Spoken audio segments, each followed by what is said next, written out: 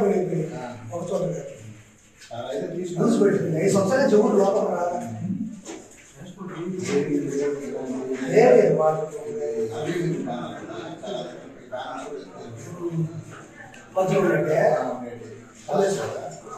అంత మందులోకే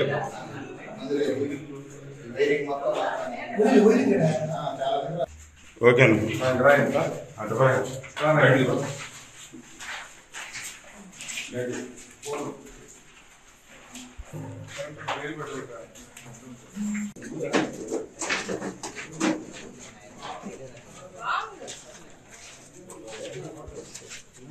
సిలుకు ఉండేది 10 రూపాయలు పెట్టి సిలుకు వచ్చింది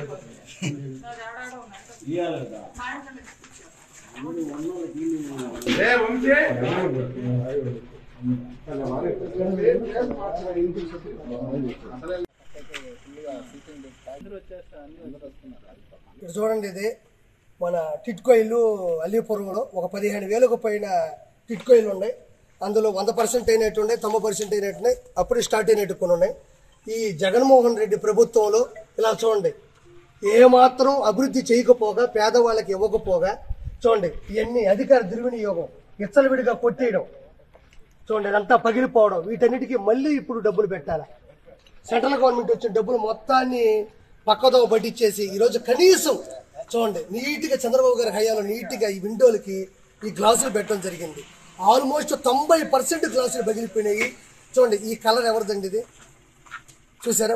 వీటి కలర్లకి ప్రభుత్వ కార్యకలాపాలకి, ప్రభుత్వ కార్యాలయాలకి, ప్రభుత్వానికి సంబంధించిన మిగతా ఏదైతే భవనాలు ఉంటాయో వాటికి ప్లస్ వీటికి టిట్కోయిలు, లక్షల టిట్కోయిలకు కలిపి కొన్ని అంటే 300 కోట్ల రూపాయల పైచిలకు ప్రభుత్వ ధనాన్ని, ప్రభుత్వ సొమ్ముని, ప్రజల సొమ్ముని దుర్వినియోగం చేయడం జరిగింది.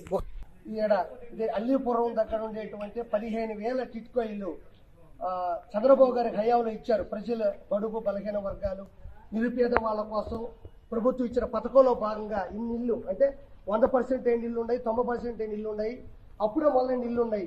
వాటితో పాటు వాటిని వెంటనే జగన్మోహన్ రెడ్డి ప్రభుత్వంలోకి రాగానే వాటికి మిగతా డబ్బులు పెట్టి వెంటనే వాటిని బంగ్లాలు ఉంటాయి చూసారా, బాగా ఇదిగో కూలిపోయి కూలబడిపోయి వీటి నుంచేసి వీటిని ఎవ్వరికీ కూడా ఇవ్వకుండా అహంకారంతో, అధికార దుర్వినియోగంతో ఎక్కడ చంద్రబాబు గారికి పేరు చేస్తారు అధికారం.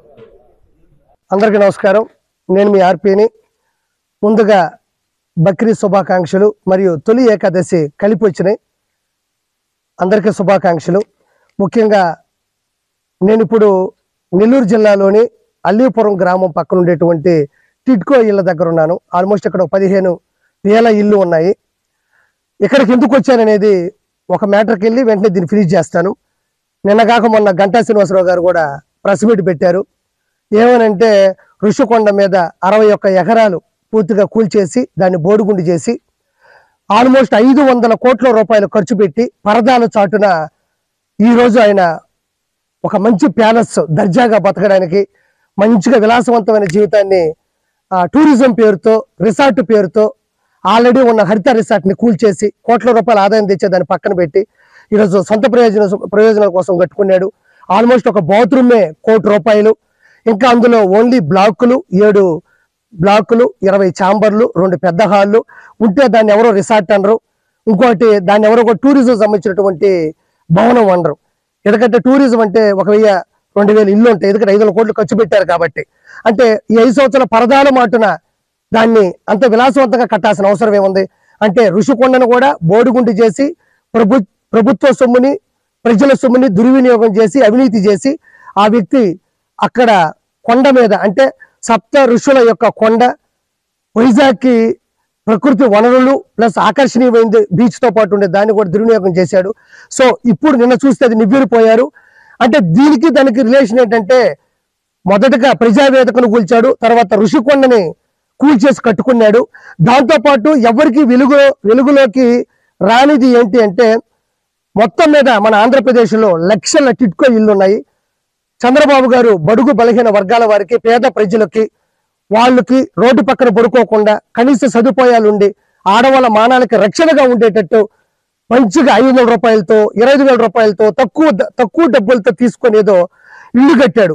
అలానే అల్లీపురం దగ్గర 15,000 ఇల్లు పైచులుకున్నాయి. వాటిల్లో 100% అయిపోయినట్టున్నాయి. ఎనక చూస్తే 90% అయిపోయినట్టున్నాయి, 10% అయినట్టున్నాయి.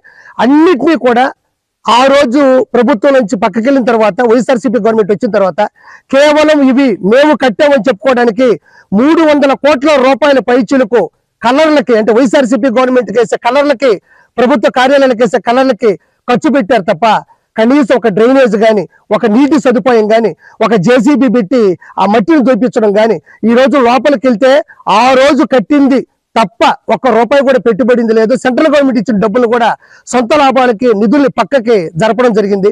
ఈరోజు మొత్తం పగిలిపోయి ఉన్నాయి.